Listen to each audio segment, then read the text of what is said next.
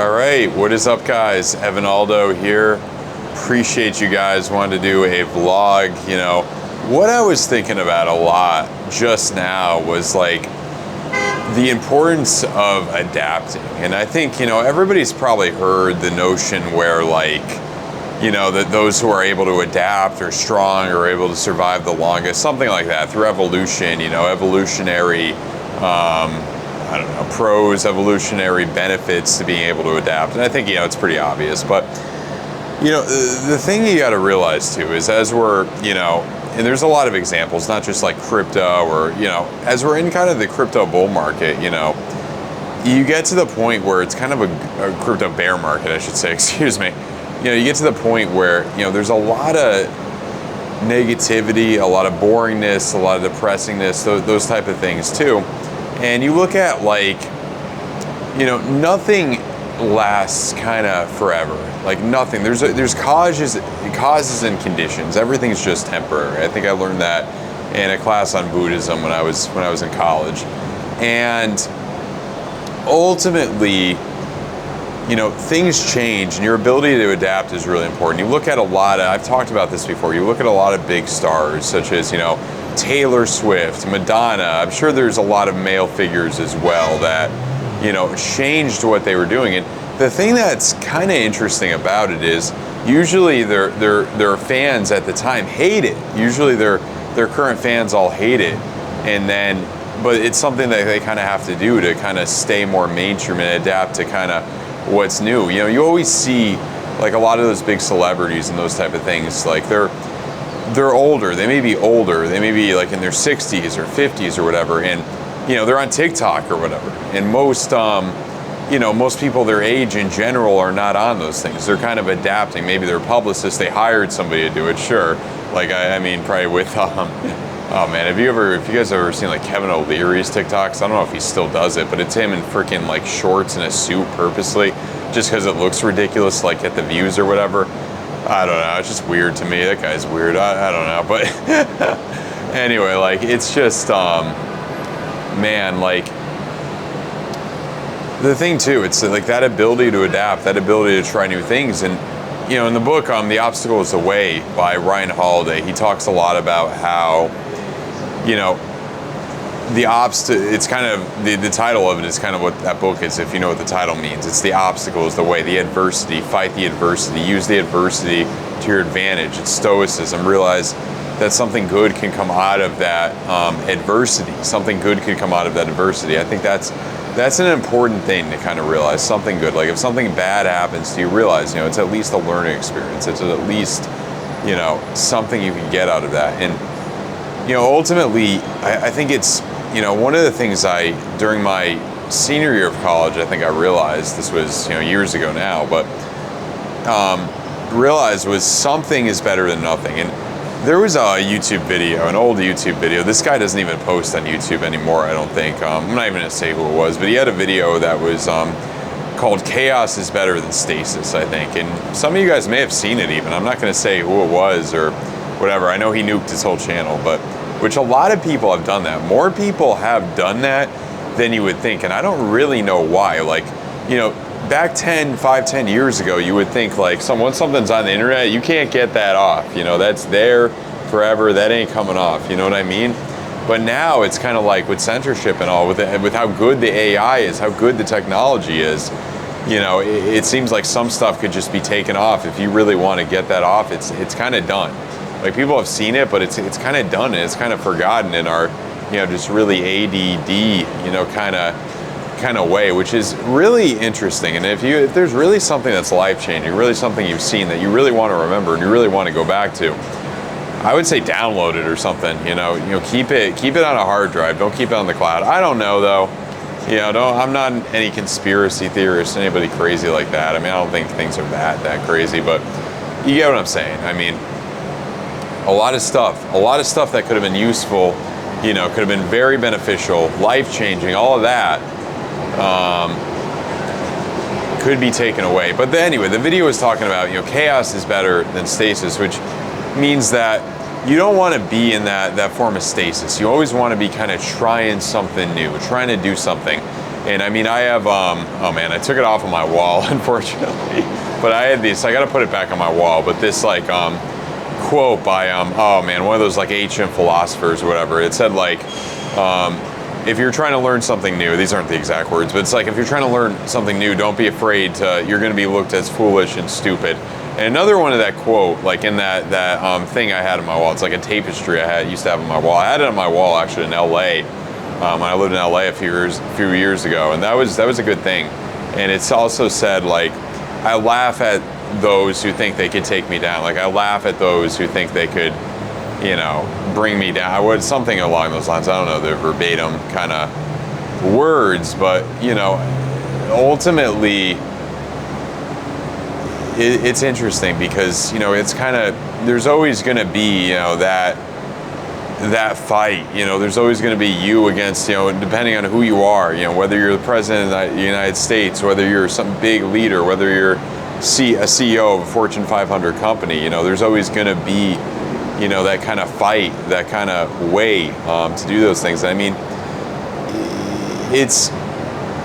it's ultimately, I think, important kind of as things change, your ability to kind of adapt to them. You know, that's kind of the biggest key because things are always changing. There's always something new to learn. And, you know, ultimately, in this day and age, there's such a dopamine release. You know, everywhere is dopamine. And, you know, there's pros and cons to it. You know, it's good to be connected.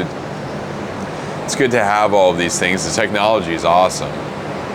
Excuse me, it's pretty incredible. You know, it's pretty incredible.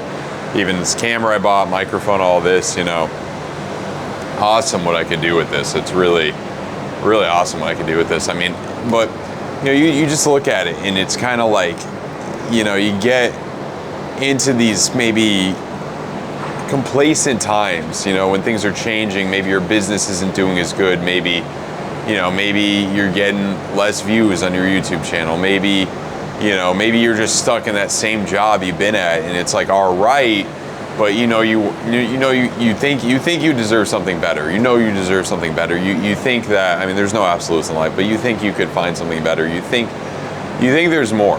You know, you think there's more in this world, and I think ultimately that's true in a lot of that's true. You know, don't take life too seriously. You know, have fun. I think that's one of the most important things too. You know, have fun, laugh a little bit, have a sense of humor. You know, ultimately, most people who are stuck in the matrix, they don't really have too much of a sense of humor, really. You know, you say a joke to them, they don't find it funny. You know, it's kind of complacent in a lot of ways. You know, have that sense of humor. Find those things to be funny. I would always find things, you know, always be watching comedy or something that I find funny. And I think that ultimately, that motivates you sometimes too. That ultimately motivates you sometimes. I know Dr. Bruce Lipton talked about somebody who, I mean, this is kind of anecdotal, I guess, talked about somebody who kind of cured themselves of like a bad illness, bad disease or whatever, just by laughing all day, like watching comedy all day long or whatever. I know it sounds ridiculous, but you kind of get what I'm saying here. And ultimately, you know, there's a lot of different things, you know, and when you get to kind of visualization too, you know, you get to kind of, the things you think about kind of dictate your life in so many ways. And I think that as you kind of get older, that gets proven to you like over and over again. You know, you are what you think. You are ultimately what you think, you know. All this out here, all this out here is me. It's a reflection of our mind. It's a reflection, you know, whether you're in Miami, Florida, whether you're somewhere else, you know, it's all a reflection of how much you think about it. And I mean, it's not going to happen overnight, although you could kind of cement a lot of notions for things to start changing overnight. Things could happen faster than you think.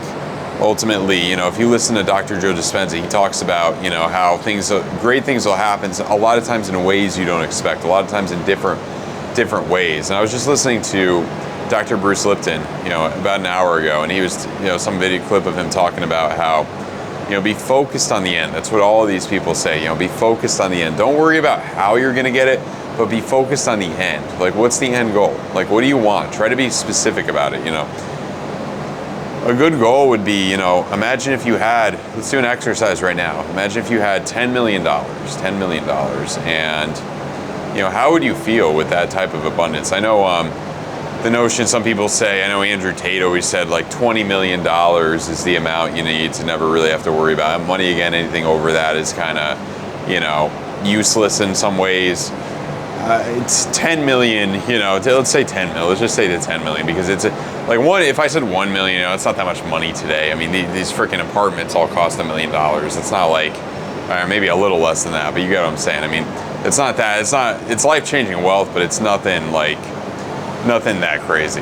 But $10 million, like that's really like top 1/10 of 1%, you know what I mean? I think to even be in the top 1/10 of 1% now, you need to make like 800, 900, or the top 1%, excuse me, you need to make 800 or 900K a year. So let's say $10 million. Like, how would you feel? Just imagine. Try to think about that. Get away from, probably the first thing that's coming up, I'm willing to bet, is some mental block why you can't have that amount, why that's impossible. Oh, you know, it's too tough. How the hell am I going to get to that? And those are reasonable things. Reasonable, what's the word? Like reasonable. I don't know. Reasonable things to think about. Reasonable things to think about when you're thinking about something. But you got to try to block them out. And I think a good way to train yourself to block those things out is maybe through meditation. That's one thing that could ultimately help you with that and potentially, you know, get you to block that out. Wim Hof breathing is really good too for that. Try to visualize, especially during the breath holds and Wim Hof breathing, because there's certain like crazy good things that can happen in your life that are definitely possible to happen. Sure, they may be unlikely, but they're definitely possible to happen. And sometimes I've definitely been able to visualize them and feel like what it would feel like to experience those things when I'm doing Wim Hof breathing, when I'm, you know, doing those breath holds. And you feel, you know, sometimes they say it, you know, releases DMT in your brain, the pineal gland. I mean, who knows? I think that's a little bit of suicide. Who knows? But whatever it does, it helps you calm down and it helps you focus a little bit more. And I think that's ultimately really important, especially in this day and age. I mean, you know, you look at kind of the foundation of America, early 1900s, all of these, you know, law of attraction, all these thinkers, all these people, they, you know, they were always talking about that visualization, writing down your goals. I think that's very important. Write down your goals, be very persistent about it. Think about what it would be like if you had that goal. And Bob Proctor said, you know, what would it be like if, you know, act like you can't fail. Act like it would be impossible for you to fail. No one probably does that. Everybody's thinking about, oh, what if this goes wrong? What if that goes wrong? You know what I mean? This is not gonna, the odds are against me, all of this. Think about, act like you can't fail. Act like you can't fail at the thing you're trying to do. Visualize what it would be like, you know. There's a lot of goals we all have. There's a lot of things we're all striving for, you know. Have fun with it too. It's meant to be enjoyable. You know, you look at some careers of great athletes too, you know. I'm sure Tom Brady had a lot of fun winning all those Super Bowls, all that thing throughout his, you know, 20s, his 30s, his 40s, you know.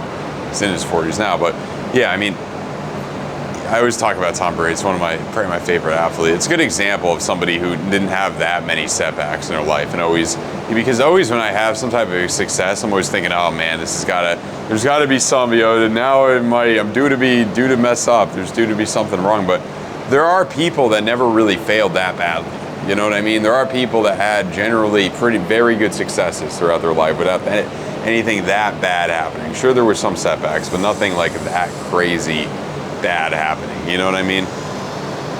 So that's something ultimately to think about, and think about the things. You know, try to break out of that paradigm where it has to be crappy, where it has to be mediocre. No, it can't. Anything can happen. Anything can happen. You can prove a lot of people wrong. You can do that very easily. Block out that negative energy, and you know, work on your game. You don't have to work that. You know, I think one of the biggest myths. You don't have to work that hard. You have to be consistent. You have to take action, but you don't have to, you know, burn yourself out. Usually, most of the people who burn themselves out. You know, I talk to a lot of people in their 20s. They're like, this is the stage of our life where we got to work, you know, all these hours, do all this, and then maybe we'll make six figures in a few years. Yeah, that's not really exactly how it works. That's like an average, mediocre life, in my opinion. To each their own, though. You know, you can do what you want, you know, whatever works for you, whatever floats your boat. I mean, I'm not going to debate anybody about this. That's just my opinion. My opinion here. You also notice too, a lot of people who are really, you know, successful. I think I heard somebody say this, like all the big entrepreneurs who are doing really good, you know, they're not DCAing into the S&P 500. They're buying crypto. They're buying riskier stuff. They're doing, you know what I mean? Not all of them, but you know, it's that kind of that notion, you know, no risk it, no biscuit kind of, you know, there has to be risk. There has to be risk. And you know, the most important thing to realize with risk is you only really need to succeed once. You only really need to succeed once at the thing you're trying to accomplish. You only need to succeed once. Or you could try a lot of different things like I did too. You know, you could fail at 99 things. One thing magically works. You know, you fought kind of like throwing darts. You just keep throwing darts. One of them's bound to stick, and it is sometimes it's luck, because you look at a lot of people, you know, these, what was that crypto kid or whatever, crypto kid, that's his name, he's 15 years old, he's got a crypto YouTube channel. He's probably more successful than, he's probably already in the top 5% at least, or something like that. And there's 15, 16-year-old kids that became multimillionaires. So, I mean, obviously, you know, they only had so much time. They're young, you know what I mean? So it's not impossible. You know, some people would say, oh, he's stupid, he's just lucky, this, that. You know, I'm willing to bet that most people who say that are not going to be successful, are probably just like either jealous, or they think that it's impossible, this person got lucky in some way, you know. And usually those people probably won't become successful. You got to use those things more as motivation to try harder, to try to finally succeed at the thing you're trying to get. That's what's really important, I think, to ultimately try to get the thing you want. I mean, a lot of people don't even try, and then to be focused on it too. So there's a lot of things, you know, going on right there, and there's so many different things you can do. And I mean, looking back, hindsight is always 20/20, but I feel like everybody looking back a few years from now, you know, you probably wish you weren't so uptight. You probably wish you didn't take things so seriously. You probably think you probably wish you tried and experienced a little bit more things. At least I wish I did, like a few years ago. You know, I wish I didn't take things so seriously. I wish I tried a lot of more things, you know, and I did. And when I finally started, then I finally saw more success. Then I finally saw, you know, more things going the way that I wanted to. And ultimately, you know, in the business world, today's world, you know, it's very easy. Like I was talking about last video, it's easier now, to a certain extent at least, I think, to get very wealthy at a young age, because you have a lot of leverage with the internet. Like somebody like Alex Becker is worth, you know, well over $100 million. Alex Hermosi as well, I believe. I think he's worth over $100 million. These guys, if you put them in like the 1920s or early 1900s or even the 1950s or 1980s, I'm sure they would be worth a lot of money, but I don't think with the leverage they would be able to be worth as much. You have more leverage now. You could sell to people throughout all over the world. Everybody is selling either, Bob Proctor said this, everybody's selling either a product, an idea, or a service. You got to be selling one of those things. And that's ultimately, and you look at billionaires like, you know, like Jeff Bezos, you know, you're selling a great product, Amazon. And everybody has one of those moments. Everybody has one of those moments when they were young. Like Jeff Bezos told somebody when he was first starting Amazon, like, I'm going to make $100 billion through this. And, you know, obviously the person would be like, oh my, that's ridiculous or whatever, just through an online store selling books. You know what I mean? In the 90s, he said that. That's when people still thought the internet was a fad. And, you know, Tom Brady said to Robert Kraft when he first got drafted, I'm the best decision this organization has ever made. They all have a moment like that. The Rockefeller, the first one that made all the money, the first one, not the one that inherited it all or whatever, you know, the first one that made all the money, he was getting like screwed over at a bank or something. He was at a bank and he walked out of there and he told them while he was walking out, I'm going to be the richest man in the world. And he actually did become the richest. He actually did become the richest man in the world.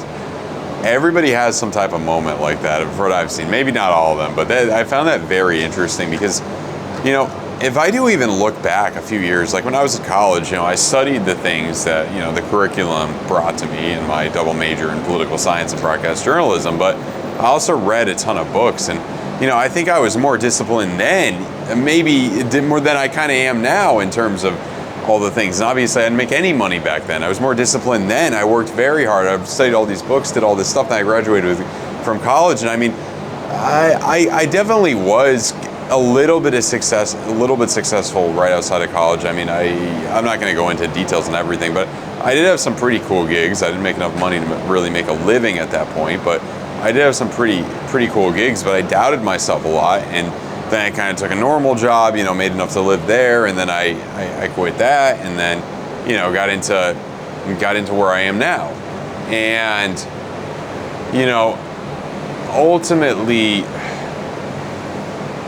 I mean, I kind of lost my train of thought a little bit there, but, you know, it's kind of, you could read up all this information, you could find out all this information, study all this stuff, and you could still fail. Dr. Bruce Lipton talks about this. You know, you be smart your whole life. It's kind of like the book Rich Dad Poor Dad. You know, you be smart your whole life. You do everything right, and you never make any money. You never really succeed. You just live some mediocre average life. You know what I mean? You wake up. You got to be at a certain place at a certain time. You wait in traffic. You help somebody else get rich, essentially. And then somebody who's, you know, dumb. I mean, maybe not completely dumb, but somebody who's average, somebody who takes action but doesn't work extremely hard, everything they try, they just succeed at. There's certain people that no matter what they do, it seems like they fail at it, they get the worst luck. Other people, they have the best luck in the world. What's the missing piece there? Something with the law of attraction, probably something up there, some positive thoughts. It would seem like delusion. You know, it would seem like delusion to that person who's really rational. But you got to think about this. It's multi kind of dimensional to a certain extent. It's like multi-dimensional, I think. And, you know, there's that other this is like wild stuff, but I find it so fascinating. There's like that other dimension where it's that version of yourself that's really successful. Like maybe there's a version of yourself that's a multi-millionaire in another dimension. Maybe there's a version of yourself that's, you know, a billionaire in another dimension. Conversely, there's probably a version of yourself that's even worse. There's every possibility that you could probably potentially imagine, but if you're able to kind of connect with that energy, you should got it. I don't even understand this stuff fully. Like people talk about that energy, all this type of stuff. Certain people would say this is complete nonsense. I think there's something there, even if there isn't. I think the placebo effect of it is beneficial, at least, because, you know, for certain people, they just need like kind of a motivation.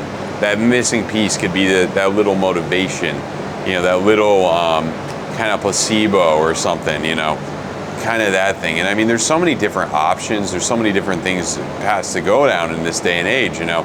It's not like for some people, it could be where you lived in you grew up in this small town, you know, everything was kind of the same. You were going to do this job, that job. Now with the internet and everything, there's more options, you know, more options there. More creativity, but it's kind of like a knife, you know, it could be used for bad, it could also be used for good. There's two sides of it, you know, there's two sides of everything. There's pros and cons to everything. It's all a kind of a probability thing, you know. Which path do you want to go down there? So it's ultimately really fun. I mean, you know, you kind of look at new things that are coming out, new things that are happening. You're kind of always wondering, you know, should I go down this path? Should I go down that path? You know, and there's a lot, you know, kind of as you get more successful, I guess, as you're willing to take more risks, you find a lot of more opportunities.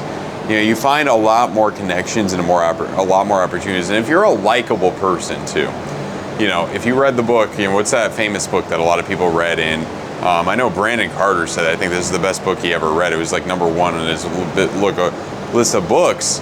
It was How to Win Friends and Influence People. You know, if you read that book and you know how to act like a person, you're not interrupting everybody every 3 seconds and just talking about yourself or how you're a victim and this and that. You're an actual likable person.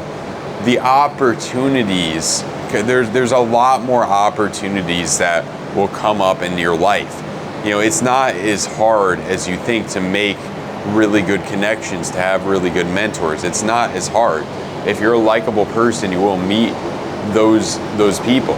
You know, you will ultimately kind of meet those type of people. So, you know, that's what I'm kind of looking at. I mean, it's that type of thing. And you want to enjoy life. You want to have fun with it too. You know, don't take it too seriously. If you mess up, you know, say you made some stupid mistake, you know, who cares? Move on from it. So what? People made fun of this thing that you messed up with. So what? You tried something and everybody's making fun of you for it. You know, ignore them. Make new friends. Meet new people. Just leave. Yeah, I mean, sometimes harder than others. You can't just leave. It could be a selfish thing to just leave in certain aspects. But if you're young, you know, there's a lot of opportunities. You know what I mean? There's a lot of different things you can try. And if it doesn't work out, just go back to where you were. I know in the book, The 4-Hour Workweek by Tim Ferriss, in the beginning of it, he talks about how, you know, you could try something, you could start a business, you could take a year off, you could do all this stuff, you could quit your job and do all that, and if it doesn't work out, there's probably a 95% chance you could just go back to a very, very similar job that you were at, making probably the same pay and the same thing, most likely. I mean, maybe not. Maybe you're giving up the once in a lifetime opportunity you had with this average job, maybe. Okay. You know what I mean? Maybe not though. Maybe you could learn something. You know, that's what I'm ultimately thinking about there. And, you know, you always got to try to strive for something, try to improve, you know, have that sense of urgency too. You know, think about it this way. I'm 26 years old, so I'm over 1/4 of the way to 100. So even if I live till 104, I'm still, a quarter of my life is still done. And I made a video when I was 22 saying that I was 1/4 of the way to 88, I believe, or was it 84? I might have been 21 when I made that video. I don't even think that video is still on YouTube. That's interesting, but yeah, ultimately, that's what I was thinking about. So, you know, every year goes by, and every year goes by faster than the other one because it's based on perception. So you know, when you're 10 years old, when you're 12 years old, remember how you might have been in school and you might have hated school, like a lot of kids, you know, don't like, but it went by really slow. It took a while to go by.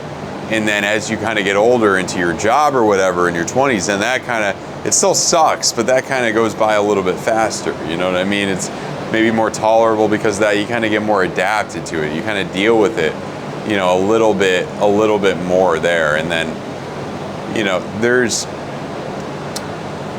ultimately, you know, don't pay too much attention to the people telling you, you know, everybody's doomed, you're all screwed, all this. They told everybody that, you know, they've been saying that. There's always people saying that for a while. Like me predicting that Bitcoin may go lower, the stock market may go lower, and we may go into a recession. That's not the same. Like that doesn't. Some of the biggest businesses were started in recessions. That could be a place for opportunity. It doesn't mean that, you know, even if there's a changing of the world order and, you know, the American empire falls, all that doesn't mean that you're doomed. You know, you just got to adapt, got to be versatile. I haven't read this book. What's that book called? How to Get Filthy Rich in Rising Asia. You know, there's a lot of opportunities out there.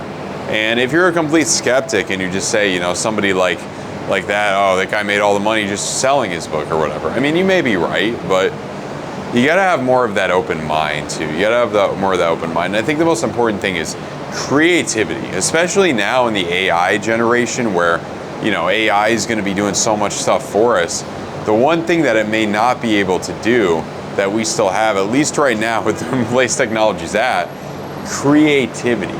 You know, our ability to essentially be creative. And I think Ray Dalio has said, you know, meditation helped him with creativity. You got to think, I mean, even like I said earlier, Wim Hof breathing, I think has helped me with creativity at least a little bit. And that's the most important thing, that creativity. If you know how to build, what is it? Naval Ravikant said, learn to build, learn to sell, use leverage with that, you're golden. Build something that people want, people need it. Other thing too, this is important. Naval Ravikant said this.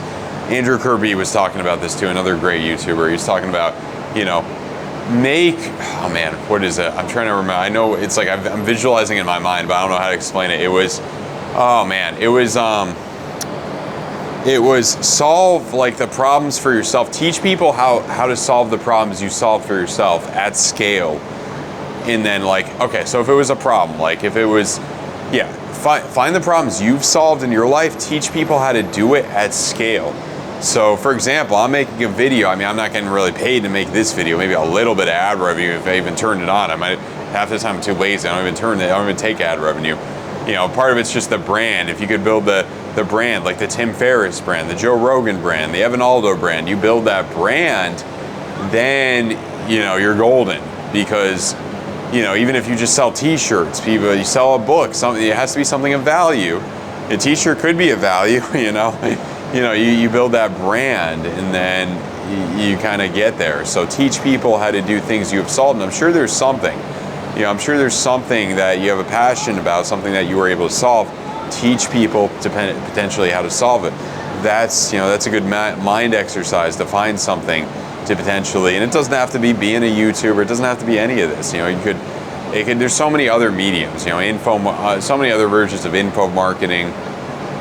Obviously, you know, Alex Becker talk. Alex Becker, some of his recent videos have been really good about this.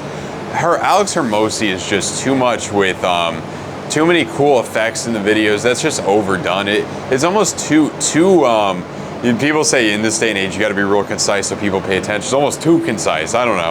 I haven't watched too much Alex Hermosi. I read his book, but I gotta go more on that. But I like kind of how Alex Becker kind of summarizes it up, kind of how he made $170 million. You know, he made a business, scaled the business, and it got acquired for, you know, $170 million. The first step is obviously you have that skill. So people would ask, you know, what skill should I learn?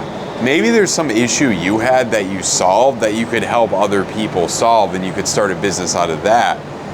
You know, that could be the potential thing there. That could be the potential, you know, pathway there. You have that skill, something that you help people solve. You know, for example, maybe you learned a really cool trading, you know, I don't know. Sometimes these videos I want to talk about crypto, but maybe you found a really good long-term like crypto strategy for DCAing into Bitcoin or DCAing into ETH. Let's keep this as simple as possible and least degenerate as possible. And you made a lot of money in the last bull run. You got out at the right, you know, something like that you could teach people how to do and scale that and build a brand around that. Maybe that's something. That's not probably the best example. It could be anything, you know, it could be kind of health related, something like that. It could be, you know, how to use AI in the right way to automate this task for you. Something of that nature. There's a lot there, and you know, it may get overwhelming. It may be very overwhelming for you, especially in the beginning. You got to take one thing at a time, and just like I said, doing something is better than doing nothing. Always do something. You know, I think getting something done is always better than doing nothing. And what may lead you into paralysis a little bit in life, and I think this will. Alex Becker talked about this. You know, a lot of people get stuck in paralysis when they start building. So there's a few different paths of this. They get stuck in paralysis around between 100K to 200K a year. After that, if you get through that point, it's around $1 million. Those are big points, because obviously those are big lifestyle changes. If you're making, you know, 100 or 200K a year, that's a big like lifestyle change for somebody. The average income is what, 60, 70K? That's a big lifestyle change, 200K from that area. Like your lifestyle is so much, the amount of freedom and opportunities are so much immense from that area. And then it gets even 10X there, or well, let's say 5X to making $1 million a year. Those opportunities, those lifestyle choices, those freedoms are much more, you know, abundant as you get to those kind of high areas there. So those are where you hit a lot of roadblocks. And when you hit the roadblocks, it may get overwhelming. You've got to take more risks. No risk it, no biscuit. You know, you got to take more risks, spend more money to expand your business, spend more money to scale your business.